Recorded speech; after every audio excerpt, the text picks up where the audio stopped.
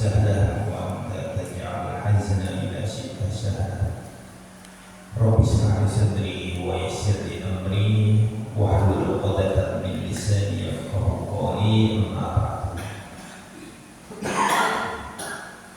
Jamaah sekalian yang dirahmati oleh Allah, alhamdulillah segala puji bagi Allah yang telah memberikan nikmatnya kepada kita semua, terutama nikmat iman, nikmat Islam, sehingga dengan kedua nikmat tersebut Allah menyatakan wal aqibatu lil muttaqin. Kebaikan itu hanya bagi orang-orang yang bertakwa, beriman, Islam dan beramal saleh. Selawat serta salam mudah-mudahan senantiasa tetap tercurahkan kepada junjungan kita Nabi besar Muhammad sallallahu alaihi wasallam. Ya rabbal alamin. Para jemaah, kajian kita pada pagi hari ini terkait bab rumusan yakin dan tawakal. Qala Allah Ta'ala berfirman dalam surat Al-Ahzab ayat 22. A'udzu billahi minasyaitonir rajim. Bismillahirrahmanirrahim. Walamma ra'al mu'minuna al-ahzaba qalu hadha ma wa'adana Allahu wa rasuluhu wa sadaqallahu wa rasuluhu wa ma zadahum illa imanan wa taslima. Dan ketika orang-orang mukmin itu melihat pasukan yang besar untuk memerangi mereka, qalu, mereka berkata, hadza ma wa'adana Allah wa rasuluhu. Inilah yang dijanjikan oleh Allah dan Rasul-Nya. Dan benarlah Allah dan Rasul-Nya, dan tidaklah menambah mereka orang-orang mukmin itu illa imana wa taslima, kecuali keimanan dan penyerahan diri. Para rawuh sedaya, orang mukmin itu memiliki keyakinan, di mana keyakinan terhadap Allah itu merupakan satu kemestian yang harus jadi perhatian atau renungan kita di dalam hati. Karena ujian hidup itu pasti ada. Di sini menjelaskan ketika orang-orang mukmin itu diuji dengan apa? Diuji dengan perang. Kita tahu sendiri perang ini merupakan ujian yang paling berat di antara ujian-ujian kehidupan. Disebabkan perang itu mereka meninggalkan harta benda mereka, dunia mereka, lantas mereka akan bertemu dengan kematian yang tidak pasti. Kematian bisa jadi mereka rasakan, karena perang itu memang seperti itulah sifatnya. Namun orang-orang mukmin ketika diuji dengan keujian yang berat ini, mereka tetap yakin kepada Allah. Nah, ini loh bedanya orang mukmin itu. Yakin bahwa itulah yang sudah dijanjikan, bahkan dijanjikan mengenai kaitannya dengan kebaikan-kebaikan yang akan mereka terima jika mereka tetap bersabar atau bertawakal kepada Allah. Makanya dikatakan di sini sini menurut para ulama, mazatahum ibtila illa tasdiqan bi wa'dillahi wa tasliman li amrihi. Tidaklah menambah ujian yang diberikan oleh Allah kepada hamba-hamba tersebut. Maksudnya itu ketika orang mukmin itu diuji dengan ujian apa sing berat. Ya ujian itu nggih macam-macam lungane warnane. Namun kanggo tiyang mukmin insyaallah kita sedaya memiliki tidak menambah apapun kecuali apa? Kecuali yakin, percaya biwa'dillah dengan janji-janji Allah. Maksudnya itu dengan pahala yang besar. Terus kita dipuji oleh Allah dengan ujian-ujian yang berat. Sadari betul bahwa kalau kita itu sedang diuji dan setiap ujian yang kita rasakan itu akan mendapatkan pahala dan balasan yang besar. Niki pun mestine, niki pun janji Allah. Wa tasliman lillahi, dan hendaknya ketika kita mendapatkan ujian itu tasliman, menyerah pasrah kepada urusan Allah. Menyerah pasrah, menyerahkan Allah nih segala apa sing kaitan dengan hal yang terjadi itu memang ampun takdir Allah, ampun kehendak Allah. Dan ketika seorang mukmin menyadari betul bahwa itu adalah kehendak Allah, maka tentu tiap itu mesti taslim, menyerah pasrah. Dan itu ruang lingkup keimanan yang harus kita sentuh dalam hati kita. Akhir-akhir menyerah pada Allah, akhir-akhir nopo pemimpinan itu kudu diserahkan Allah. Dibalik nama Allah, soalnya Allah sing di Allah sing memberikan jalan keluar. Allah yang menahan rezeki, juga Allah yang memberi rezeki. Allah yang menghidupkan, sekaligus juga Allah yang mematikan. Dan Allah yang memberikan urusannya itu kepada kita sedang ujian, maka Allah pasti akan memberikan jalan keluar. Para ustadz rezeki kaitannya dengan apa? Masalah yakin dan tawakal saat kita menghadapi ujian-ujian kehidupan.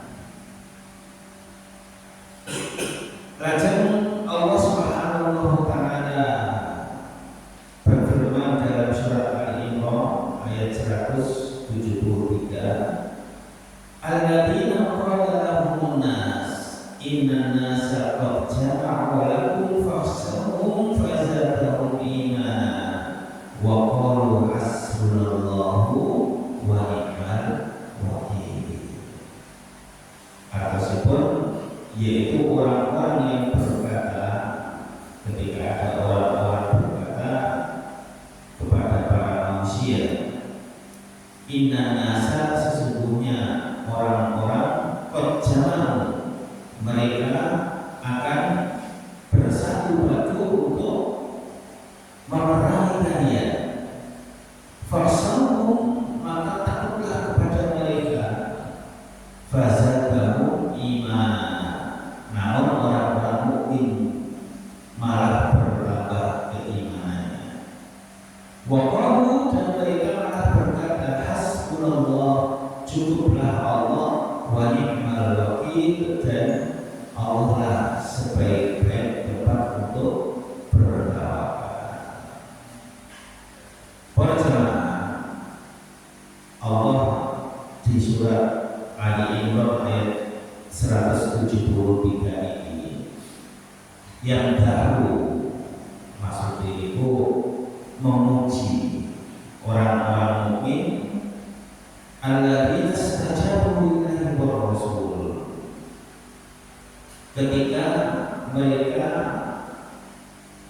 menyeru Allah dan Rasulnya.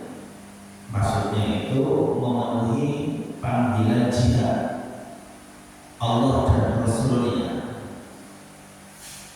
Bi'ana takhwifin nas lahum zatahum tasdiqun wa yaqinan. Sesungguhnya apa yang ditakut-takutkan oleh manusia untuk orang-orang mukmin itu tidak mengefek pada hati mereka. Bahkan apa yang ditakut-takutkan kepada orang-orang mukmin mengenai nomor pasukan yang akan menyerang mereka dalam peperangan itu tasdiqun wa yaqinan, menambah mereka jujur atau menambah yakin, menambah komitmen, menambah keteguhan hati, dan malah membuat mereka bertambah dekat keimanannya kepada Allah. Makanya ketika dikatakan ini sampean pediyo kalau ngomong sing marani sampean, soalnya jumlah mereka umat ya dalam perang Ahzab itu. Nah, ngomong ini justru khas mereka justru berterbukti, malah mereka bertambah yakin, ya, malah mereka bertambah keimanan mereka. Mereka justru malah mengatakan hasbunallah, cukuplah Allah sebagai penolong kami. Jadi sifat yang mukmin itu kafir Allah. Ada yang mengatakan cukuplah bagi kami Allah yang akan menolong kami. Wa ni'mal wakil au al-mawkul ilaihi al-umur. Yang mana kita serahkan semua urusan kepada Allah. Perjalanan ayat ini paling tidak bisa kita simpulkan bahwa semua urusan yang kita hadapi di dunia ini bukan atas kehendak Allah. Ini harus kita pahami dan kita sadari itu. Ketika kita menyadari urusan yang kita hadapi ini adalah kehendak Allah, wis pancene Allah sing ngersakaken, maka tugas kita itu, tugas kita sebagai seorang mukmin, sebagai seorang hamba sing bodoh gak ngerti apa-apa kaitannya kali keapian kemaslahatan hidup kita itu sepatutnya harus pasrah Allah. Terus tugas kita ini sebenarnya di situ. Ini tugas batin loh, ini tugas batin.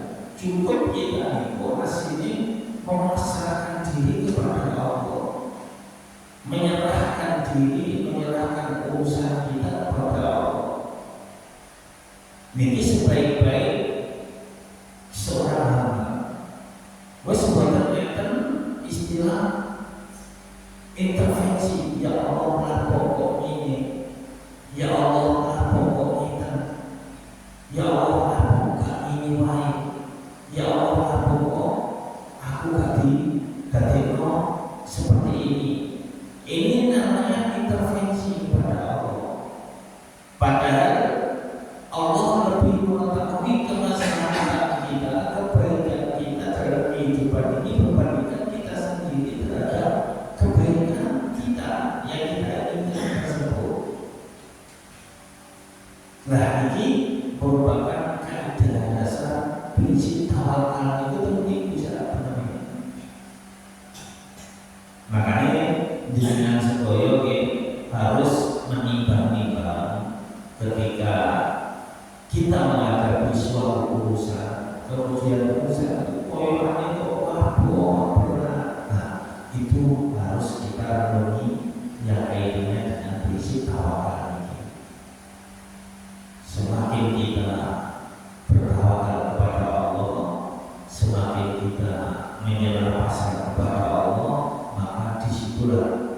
kita sebagai seorang hamba itu akan mendapatkan kebaikan yang diberikan sebagaimana dijanjikan dalam ayat ini. Terus ini kaidah dalam prinsip tawakal, meskipun tidak mudah, namun tetap kita harus mengupayakan sebisa mungkin agar ilmu hati itu sakit senantiasa menyerah pasrah kepada Allah. Jadi jalur pertolongan Allah ini, jalur pertolongan Allah benar. Bagaimana kita seperti itu, hati kita seperti itu, qalbu kita seperti itu. Ayat Al-Imran ayat 159 Allah Ta'ala menyatakan fa'idha azamta fatawakkal Allah.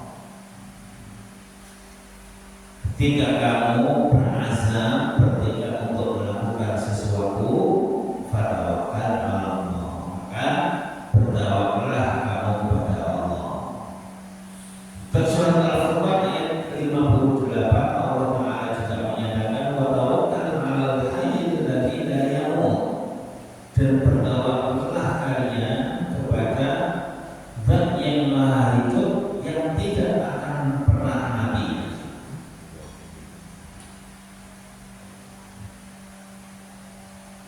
Di sini ayat ini menjelaskan isyarat, sebuah isyarat menurut para ulama ila menuju anna tawakkal ala ghairillahi faqad dha'a. Siapa yang dia bertawakal selain kepada Allah, maksud itu menyerahkan urusannya kepada selain Allah, dengan sakit ningali ketika kita sakit, tapi urusan kita itu menyerahkan dokter 100%, seakan-akan dokter itu adalah penyembuh penyakit kita. Padahal dalam tatanan tawakal kita itu tidak boleh menyerahkan hati kita kepada siapapun, meskipun kita dalam kondisi berobat. Berobat itu sedang ikhtiar. Delek kesembuhan yang itu memang dilanjutkan dalam agama. Namun hati kita itu tetap mata-mata ke Allah. Ini sing nyembuhno penyakit itu Allah. Allah mampu jenengan ngombe obat, gak ngombe obat, podo-podo warase.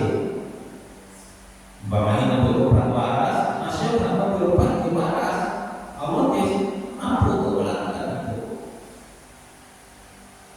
Tetapi ikhtiar tetap disunahkan karena itu merupakan sunnah Allah. Karena Nabi ingin kita berobat kali-kali loro itu umpamanya itu. Namun tetap hati, sadar hati tetap pertama Allah. Lah tiang sing boten nyandarno hati dengan Allah ketika dia menghadapi urusan-urusannya, maka piyambak itu istilahnya doa itu adalah orang yang tersesat. Kenapa? Soalnya tiang sing nyandarno hati tersayangnya Allah niku lah hayyun wa yamutu. Karena orang yang kita sadari kecuali selain Allah itu tidak akan hidup kekal, dan dia mesti akan mati. Karena hubungannya itu mereka semua adalah makhluk. Umpamanya kita itu nyandarno urip nang wong sing ngekei napa umpamanya ngekei beasiswa, ngekei bantuan karena kita anggap dia orang kaya,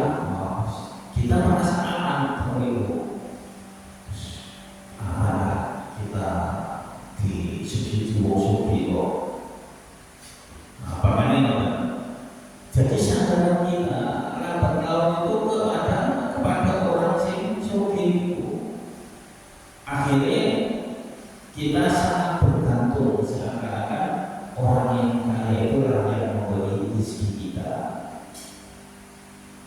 Nah ini masalah. Suatu ketika orang kaya ini bapaknya ambil nyawanya oleh Allah, maka sudah hancurlah harapan kita kepada orang tersebut.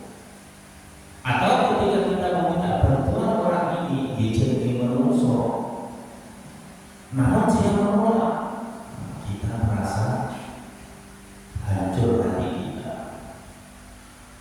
Para Rasulullah atas ini adalah suatu kaidah yang harus kita pahami kaitannya dengan prinsip usaha dan tawakal itu, sehingga jangan sampai usaha yang kita lakukan meskipun azam kita lakukan, kita berazam, bertekad dan berikhtiar, namun kita tetap serahkan semua perkara dalam batin kita Allah kepada Allah Ta'ala.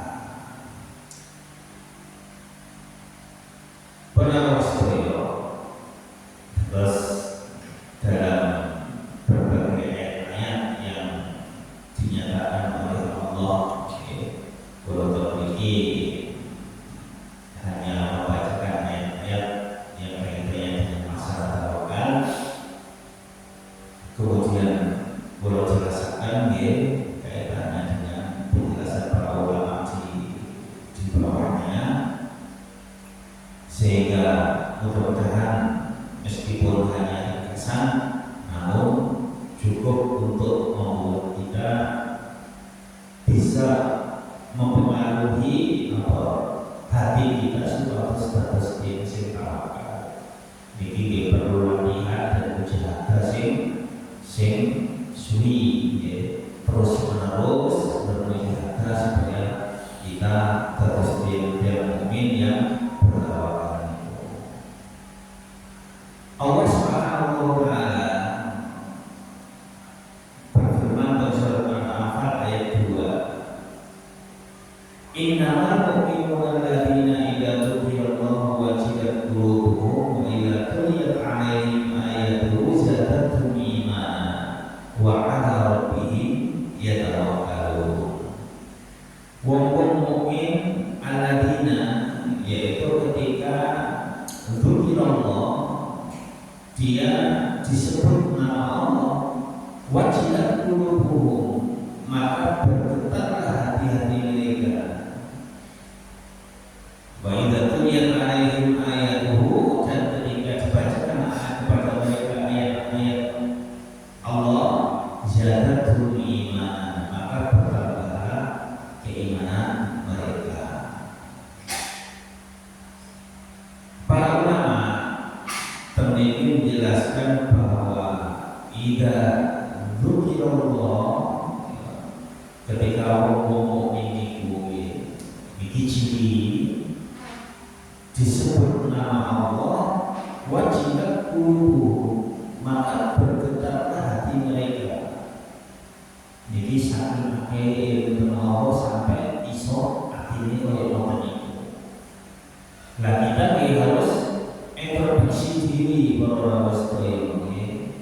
Apakah ketika disebut nama Allah bergetar hati kita atau tidak? Nah itu harus jadi renungan. Kalau kita disebut nama Allah tidak bergetar sama sekali, orang-orang efeknya hati, nah itu tandanya hati dengan tasih perlu untuk diriyadhoi, masih perlu untuk diperbaiki. Ibadahnya, ketaatannya, nopo-noponya perlu untuk ditingkatkan. Karena untuk mencapai ciri orang mukmin sejati itu saat disebut nama Allah bergetar hati kita. Ini akhir yang ini. Soal cinta niku tumbuh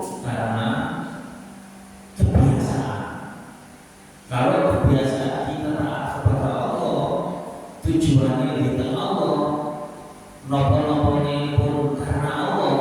Nah ini disebut nama Allah, insya Allah sangat bergetar hati itu. Tapi bukan ngotot, repot, wajiban guru hatinya itu bergerak, sadar bergerak. Para ulama juga menyatakan bahwa yafuruna umurahum ilaihi. Maksudnya ketika disebut nama Allah, kita sebagai orang mukmin itu segera menyerahkan semua urusan kepada Allah. Nah ini diantaranya sifat tawakal itu.